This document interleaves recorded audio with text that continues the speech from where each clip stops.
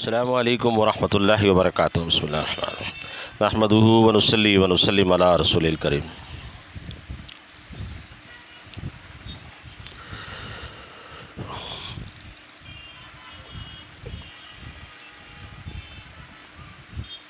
جو گناہ انسان سے سرزد ہو جاتے ہیں ان میں سب سے زیادہ دو چیزیں گناہ کا باعث بنتی ہیں۔ سب سے زیادہ دو چیزیں گناہ کا باعث بنتی ہیں، ایک منہ، دوسری شرمگاہ۔ چنانچہ امام ترمذی رحمۃ اللہ علیہ نے حضرت ابو ہریرہ رضی اللہ تعالیٰ عنہ کے روایت نقل کی ہے کہ حضور صلی اللہ علیہ وسلم سے دریافت کیا گیا سب سے زیادہ کون سی چیز دوزخ میں داخل کرانے کا ذریعہ بنے گی، تو آپ علیہ الصلوۃ والسلام نے جواب دیا الفم والفرج، یعنی منہ اور شرمگاہ، یعنی دونوں کو دوزخ میں داخل کرانے میں زیادہ دخل ہے، ان دونوں کو دوزخ میں داخل کرانے میں زیادہ دخل ہے۔ روزے میں منہ اور شرمگاہ دونوں پر پابندی ہوتی ہے۔ مذکورہ دونوں راہوں سے جو گناہ ہو سکتے ہیں، روزہ ان سے باز رکھنے کا بڑا ذریعہ ہے۔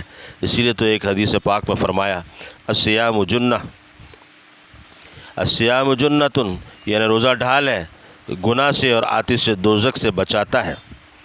روزہ ڈھال ہے یعنی گناہ سے اور آتش دوزخ سے بچاتا ہے۔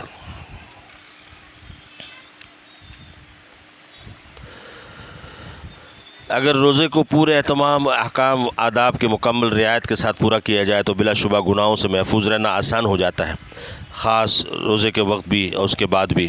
ہاں، اگر کسی نے روزے کے لوازم کا خیال نہ کیا اور گناہوں میں مشغول رہتے ہوئے روزے کی نیت کر لی، کھانے پینے اور خواہش نفسانی سے باز رہا مگر حرام کمانے اور غیبت کرنے میں لگا رہا تو اس سے فرض تو ادا ہو جائے گا مگر روزے کی برکات و ثمرات سے محرومی رہے گی۔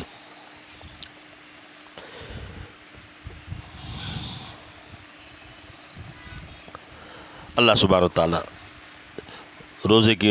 روزے کو پورے تمام احکام و آداب کی مکمل رعایت کے ساتھ رکھنے کی توفیق نصیب فرمائے، آمین آمین آمین۔ وآخر دعوانا ان الحمدللہ رب العالمین، والسلام علیکم ورحمۃ اللہ وبرکاتہ۔